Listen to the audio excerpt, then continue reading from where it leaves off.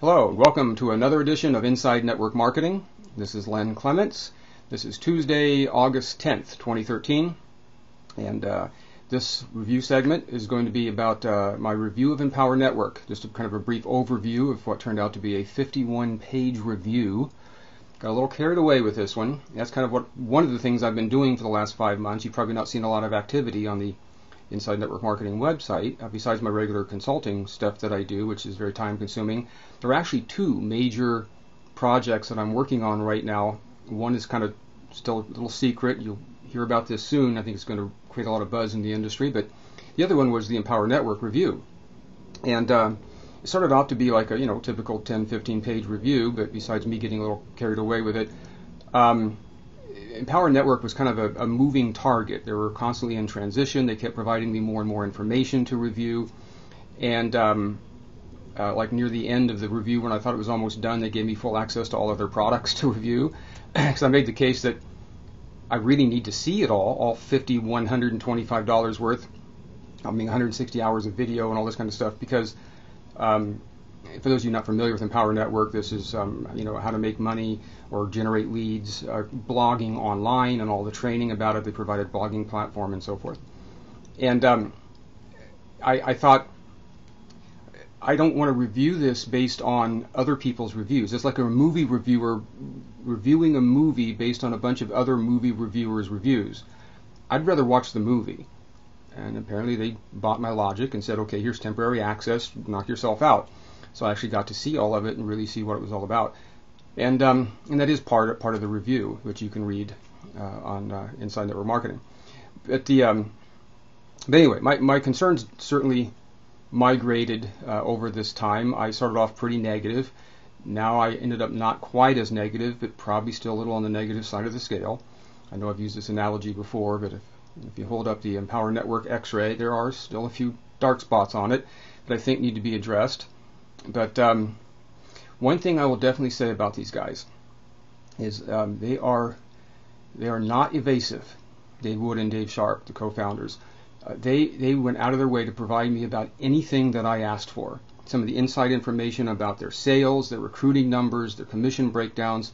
It was somewhat odd, actually, how open and transparent they were and indulgent of all of my requests for this information. So, which leads me to believe, first of all, that it's truthful, because not all of the information they provided me necessarily supported them, as you'll see in the review.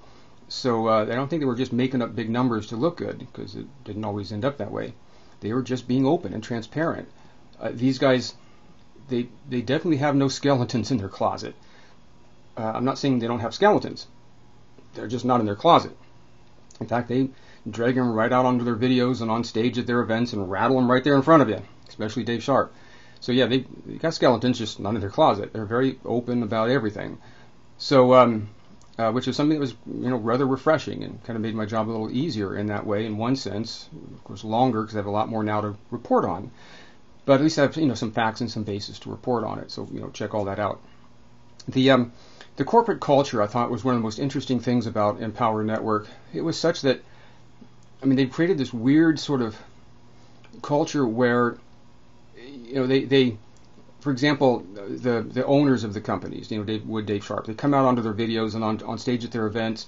Dave Wood's barefooted, wearing Bermuda shorts, sleeveless T-shirt, kind of makes Sharp look overdressed because he's just in ripped, faded jeans and sandals, and everybody loves it. They think it's hip and endearing. They drop F-bombs like crazy, use a lot of vulgar language on stage, on their videos, everything. Which is odd, because credibility is one of the most coveted assets in this industry, especially on a corporate level. And these companies are going out of their way to create this very reputable, very professional, very competent-looking sort of image of the company. And yet here's, Empower Network, that are kind of almost the antithesis of that. They, I'm going to assume here that these are all professional adults, mature adults watching this right now. If you're under 13, turn it off. But for no other reason than I have no idea why you would have any interest in this. So again, I'm going to assume you're a mature adult. I'm just going to explain to you what I'm talking about here. I would usually think that in most cases, distributors for a network marketing company would find it somewhat off-putting when the CEO of their company is on a video explaining their compensation plan and comments into the camera that the first time he saw this compensation plan, he got a boner. But yet, everybody loves him for it, for making cracks like that. Nobody seems to be offended by it at all. And these are not just Gen Y and Gen X or Gen XXX. There are a lot of boomers in this company. I saw a lot of elderly people in this company. I personally surveyed and interviewed 104 of their distributors, their top people all the way down to newbies, sort of randomly selected as part of this review. And it's pretty much the whole spectrum. So even to older people that you think might be more put off by this type of antic, and yet they're not. I couldn't find a single example. They all just seem to love them for the way that they act. Now, Dave Wood and Dave Sharp are also at the very top position, what they call the master distributor position. That's fine, and by the way, I don't have any problem with that. In fact, a lot of my corporate clients, I sometimes recommend that strategy. But once the company launches, they got to stop recruiting. The company can't sell products in competition with their own distributors to retail. They can't continue to recruit distributors in competition with their own distributors after the company launches. It's considered highly taboo to do that. There's all kinds of examples of how this has wrecked companies in the past. I'll give you a brief little anecdote. There was a company back in the 90s that me and some guys I was partnered with at the time was checking out, went to the home office, and we had been with another company previous to this, and I worked at the home office for a couple of months, found out they weren't operating in the most ethical manner. So I told my other three partners, we got to go to another deal. So Corey Augenstein, MLMinsider.com, him and I went out to this one company to check them out. But we always found, what a lot of you may have found, that the owners of these companies, their leadership, they always act like such honest, professional, competent people when you first meet them. When they're doing their little dog and pony show to try to get you involved. Then you actually get in business with them, and not so much. I always joke that I'm 0 for 2 in my corporate ventures in MLM, but I'm 2-0 in court against my ex-partners. So I've experienced this somewhat myself. So this time we said we're going to take them out after we take the tour, and we're going to get some steaks and some beer, apply them with a bunch of beer, get them a little loose, a little tipsy, and see who these guys really are, how they really think. Once we got there, of course, we soon discovered that the company was based within a dry county. So we took them out for coffee. And but the point is that after we got back, we got spotted out there, and it went all through the grapevine. No secrets in this industry. It's a ready-made grapevine. It's already there. Information moves fast. And all these distributors started going, oh, Clements and Augenstein were out there and been making a deal with the company. Are they in your downline? No, not my downline. Are they in yours? No, I just checked. I don't see them in my downline. Well, that's called a master distributor. If they're in the downline, they got to be under him. So they call him up. Guys, I just checked. They're not in my downline either. Those dirty, rotten bastards. They must have made a deal with the company and went front line in direct competition with all of us. Just the idea that corporate might have put us front line in competition, like corporate's recruiting, created a firestorm. And this company had to call us up and say, guys, can you put something in writing that you're not in anyone's downline because you didn't join yet? So we can tamp down this firestorm. That's the kind of result you usually get from that. That's not atypical. But yet in Empower Network, nobody cares. Dave Wood and Dave Sharp are up there recruiting, and Dave Wood's claim over twice as many people than the second highest earner in the company, over 5,000 people they've sponsored. Even during a 2-month period right after they launched, when they couldn't accept credit cards, because their merchant service provider companies, their banks would stop doing business with them, but Dave Wood and Dave Sharp still had their own credit card processing account, so they could continue to recruit, which I'm not at all suggesting they took advantage of that or it was on purpose. I don't believe that for a second. But my point is, even during that period of time, no one had a problem with it, with them being in a position to recruit against them. And there are other things I talk about in the review, but I have a theory as to why the Empower Network culture is so different from any other that I've ever seen. There was about 2 months before Empower Network launched, which was Halloween Day 2011, I believe it was. and I'm going to pull up here some exact quotes from this conference call that Wood & Sharp was going to sell and provide some training for. And here's how they described it. How to use hypnotic selling language to influence prospects, potential customers to buy your products and join your business. They went on to say in the sales letter, how to hypnotically force your prospects to buy now through the power of video. Some Empower Network reps may find this somewhat familiar. How to create an almost cult-like following, waiting to hear anything you have to say. During my interview with Dave Wood, I asked him point blank, are you using these mind kind of control techniques, this persuasive secret language, hypnotic language, on your own people? And he answered as candidly as he did with pretty much any other question I asked him. He said, of course, I'd be stupid not to, quote unquote. What is the root word of culture? Just putting it out there. Their products. Again, I got to hit just the very top points on this to try to have any chance at all keeping this under 30 minutes, which I know I'm going to fail to do. But they have essentially 5 products: a $25 monthly blogging platform with some training called Fast Start Training, a $100 monthly Inner Circle product, which is just a bunch of recorded calls essentially that you get access to, a single one-time $500 what they call Costa Rica Intensive, then a $1,000 15K formula product. These are mostly video, and a single $3,500 master's course. If you go all in, they call it, for $5,125, you get all of these at once. Now, I personally, at one time, I thought the $25 product I had a problem with it, like a lot of other critics or I think some still do, in that the blogging platform essentially was WordPress, which is free. And, was this really worth everything else that they were offering? I saw the Fast Start training for that product. It's almost entirely designed to train you on how to build Empower Network. Not to use Empower Network's blog. Empower Network blogs are supposed to be to create funds to sell products, to generate leads towards whatever business. That's what they teach you, how to blog to bring attraction, to attract customers to your business. But this is all about just how to use your Empower Network blog to build Empower Network, mostly. They did mention you can use it for other things, but the training is pretty specific towards Empower Network.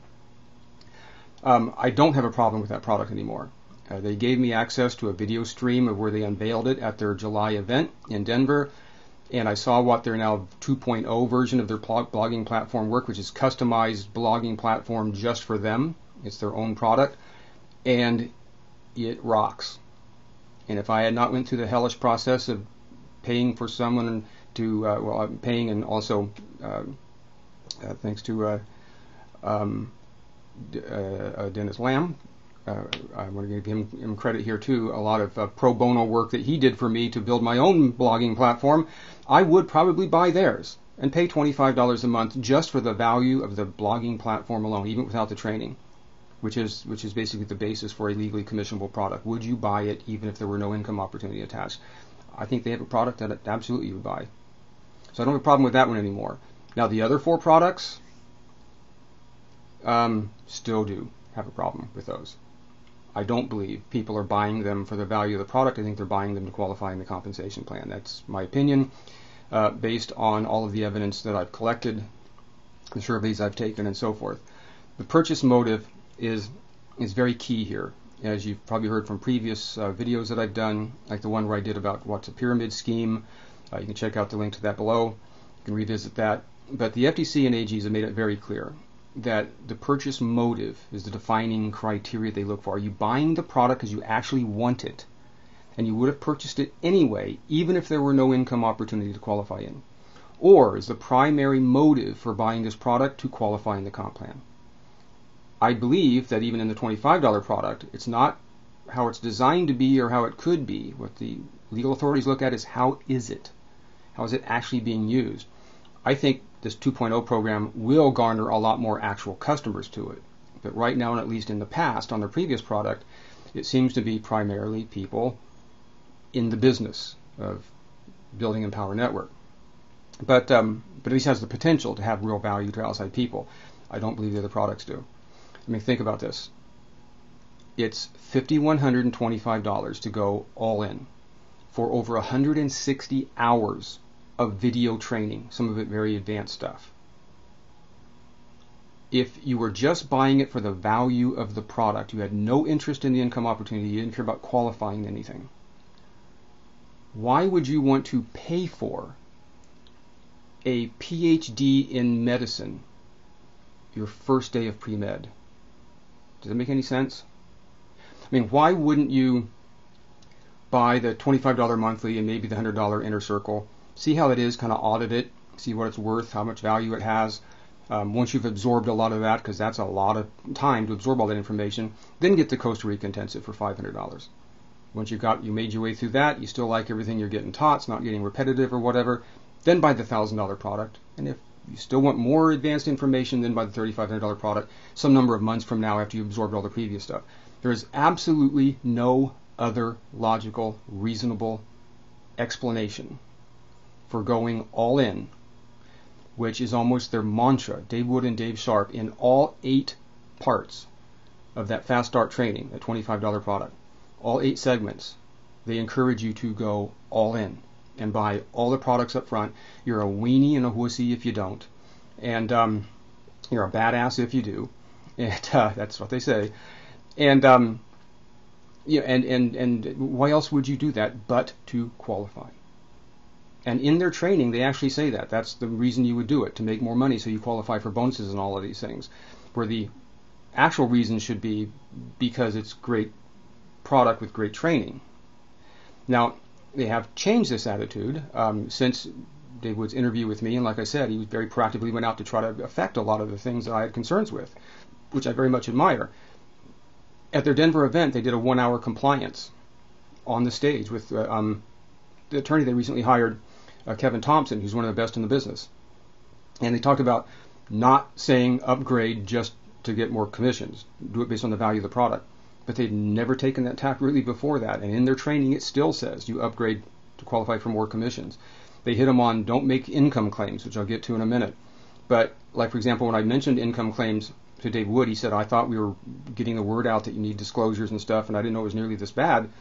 And I got an internal email CC to me that night where Dave's telling everybody else, at this Denver event coming up in a few days, we have to put the URL to the income disclosure page online right there on those big check placards that we're going to hand everybody to show off up on stage.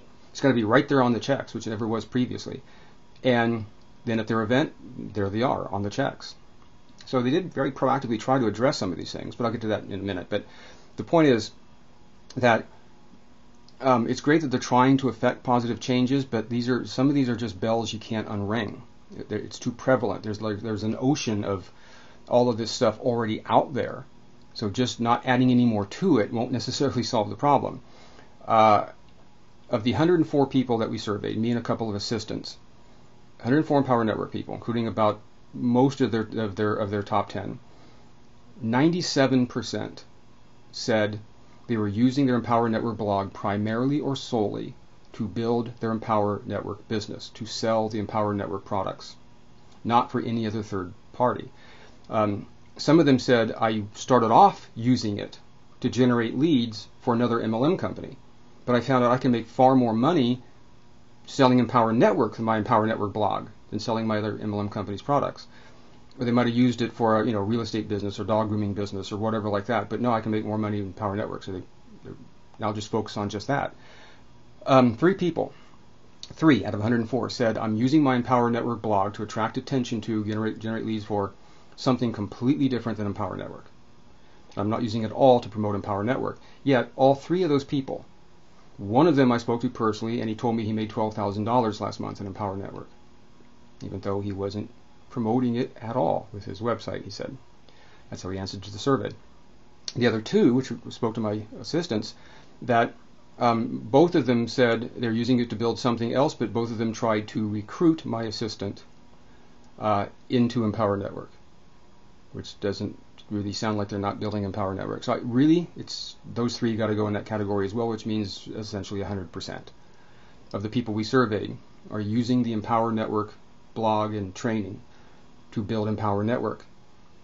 Now, if you do a Google search, at least when I did it a couple months ago, for the term empowernetwork.com, in quotes, and the top 100 search results, they weren't Empower Network blogs for dog grooming businesses or real estate businesses or some other MLM company.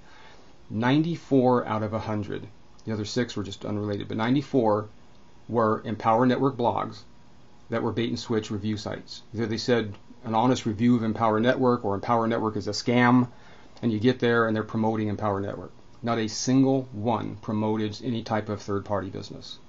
Not one. And I kind of made it my mission, because Dave Wood during our interview was very emphatic that there are all kinds of people using it for other things. Well, I've got to find them. So on a Friday night about 11 o'clock, I made it my mission to find 5 websites that are promoting 5 Empower Network blogs, promoting something else besides Empower Network. And it took me 90 minutes, but I found them, which is indicative of nothing else than I have no semblance of a life. But besides that, so they are out there, but there's not nearly enough. Not even remotely close. What's the problem with using Empower Network to build Empower Network? It's the closed loop. And there's a lot of legal precedent on this, which I define in the review. But when you use the tool that you're selling as a tool to build the business of selling that tool, it essentially becomes a sales aid. The Empower Network blog becomes a sales aid to sell Empower Network, not a product that has value to a non-distributor. So, and they absolutely run the risk under these conditions of their product becoming a sales aid, a non-commissionable sales aid, and the training becoming training company specific. If it's training about how to build Empower Network, who else would buy it but an Empower Network affiliate? An outside customer would have no value to it, and is how it's being structured. I think their entire training, in my opinion, needs to be completely thrown out and redone. Not only is it obsolete because they reference a lot of products they don't even have anymore, but they make a lot of references to income claims like crazy, and a lot of things about your motivation to upgrade to higher priced products to qualify for income. They got to get all of that out of there. Even though right now, again from their compliance site that Kevin Thompson made for them, which is a really powerful compliance site, that's been up for over 3 months now, almost 4 months now. That compliance, the training they did at their event, all of that saying don't do that anymore, but yet in their training they're still saying do it. Of course, the income claim is another big issue. You can't make income claims without the proper disclosures, and a disclosure is different than a disclaimer. So I won't get into the details here. Again, you can go to the income claims video blog that I did to learn more about that. But the vast majority of those we surveyed and all the autoresponders and stuff and ads I'm getting inundated with are making blatant income claims with no disclosures or disclaimers, and the few that do try to use a disclosure are doing it in a non-compliant way. In fact, of those 104 I reviewed, only one person made an income claim and then provided the proper disclosure. So that is an ocean of income claims already out there that they're never going to be able to bring back in. They can tamp down the addition of new stuff, but remember, all this compliance has been out for months now. Go to Google and do an image search of the term Empower Network in quotes and the word checks, and just look at the pages and pages of these people holding up these big checks on stage. The vast majority of them before their Denver event with no disclosure on the check. It's out there, and it's out there forever. So I think this is going to be an ongoing challenge for them, and they themselves are even still continuing to make. They slip every once in a while and still make an income claim on their Facebook page. I've noticed, even after they're telling everybody stop doing it. So it's going to be hard to undo that, and I don't think they're going to be able to do it. That's going to be a challenge. Refund policy. One of the Amway safeguards is having a buyback policy. Everybody always has a 70% rule, a minimum customer rule, and a buyback policy. Well, at least 90 days you would expect. They at one time had no refund policy, Then it was changed to we will, we won't, maybe, we'll take it on a case-by-case basis. Now, most recently, for the last few months, it's been a 3-day, 72-hour refund policy, which is commensurate with the federally mandated cooling off period, which I'm not even sure really applies to them based on the criteria for having to go by that rule. But anyway, that's probably why that's there. And I completely understand why that's there, because if you get all this information up front, you go all in, you get almost everything right up front. You ask for a refund, you still have everything. And so I understand why they're doing it, but I'm not sure AGs and the FTC, if they look at a refund policy of 3 days, will necessarily buy into it. That's yet to be seen. We'll have to see what happens. But a 3-day refund policy could be problematic. 5 states you have to register in as an MLM company before you can begin business there. Montana, Louisiana, Georgia, Massachusetts, and Wyoming. A year and a half after they launched and when my review started, they were not registered in any of those companies, or any of those countries, any of those states, Len, third time's a charm. When they became aware of that, I was told that, well, they thought the MLM law firm they hired initially had taken care of it. I would have checked up on that myself, but apparently they didn't. And so now they are taking care of it. And as of July 3rd, all the information had been sent to those states. About a month later, on August 8th, I checked up.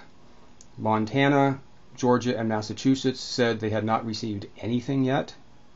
A month later.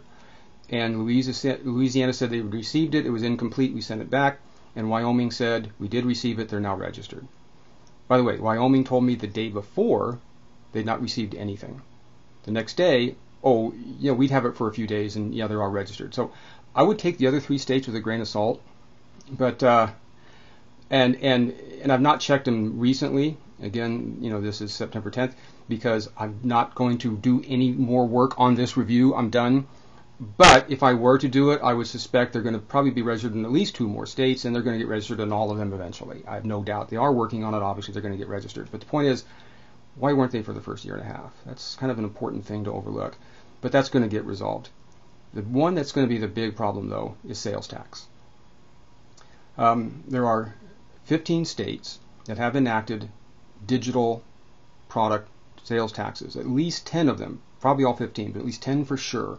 Because I've checked them, I've talked to the auditors in the sales tax departments of these states, the ones who decide what's taxable and what's not. So you can get this more from the horse's mouth. Access to digital information that you don't take possession of, you don't download it. Remember, in Empower Network, you have the option of downloading any of these videos or audios or PDFs. But even if you just access it online and it's streamed, these are still taxable products in these states. Now, none of them are the big states, California, Texas, Florida. But they are the states that you can read about in the review.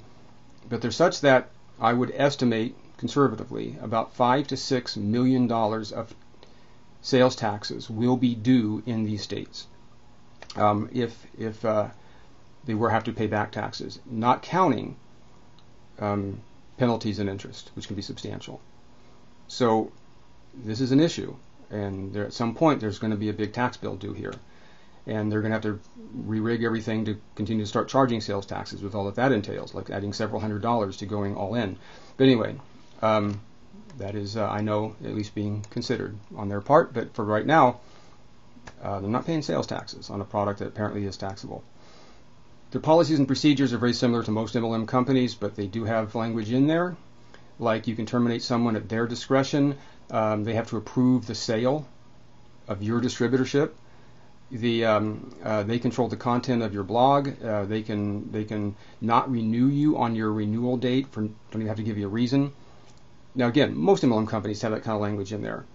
Dave Wood and Dave Sharp both said that that's absurd to think we would ever exploit any of that kind of language in our policies and procedures. We would never do that. And Dave Wood asked me to put all these concerns I had in their policies in writing and send it to him, and maybe we can start revising some of these policies and procedures. I just checked about 2 months later now after that conversation, and nothing has been changed in their policies and procedures. But I don't believe it's because they do intend to actually use any of this language to exploit it, to terminate anybody unjustly. But still, just be aware it's in there. It's in there, and they're aware of that it's in there, and it's still in there. The corporate associations or alienations. Just want to clear up some of this. They did get dumped by two of their merchant service providers in the beginning, but the whole credit card issue has long since been resolved, so that's not an issue now. PayPal, yeah, they had a falling out, but PayPal doesn't like anything MLM. PayPal does not ban MLM, by the way. Some people will tell you that. PayPal's policies say they don't allow certain MLMs, but that's almost all of them. So the fact that they don't like Empower Network is nothing. They just don't like MLM. They did not get banned by Facebook and YouTube, like you might hear out there. They did ban putting in certain links to their promotional stuff on Facebook, and YouTube did ban a few YouTube accounts, but not Empower Network. And most of those YouTube accounts, by the way, they just petitioned to have their YouTube account brought back, and they reactivated their accounts. Obviously, they haven't banned them because Facebook is loaded with Empower Network pages. You go to YouTube and search Empower Network, you get over 100,000 hits.